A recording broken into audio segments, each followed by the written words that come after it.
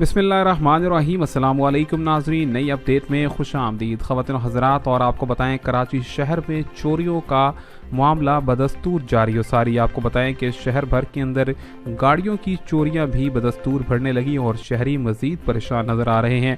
Video के अंदर आपको दिखाएंगे किस तरह से एक चोर ने मुकम्मल तौर पर बासानी एक घर के सामने खड़ी हुई गाड़ी को बासानी चुरा लिया और उसके बाद मुकम्मल तौर पर ले जाता हुआ भी नज़र आ रहा है। आपको बताएं कि वीडियो सीसीटीवी कैमरे ने रिकॉर्ड की, जबकि यहाँ पर मुकम्मल तौर पर यहाँ पर नामालूम अफराद के हवाले से FIRs भी दर्ज होती नज़र आ रही हैं, लेकिन हुक्काम की जानिब से किसी भी किस्म का कोई एक्शन नज़र नहीं आ रहा। शहर में चोरियों डकैतियों की वारदातों में बदस्तूर इजाफा, शहरी बाहर निकलने से भी परेशान होने लगे।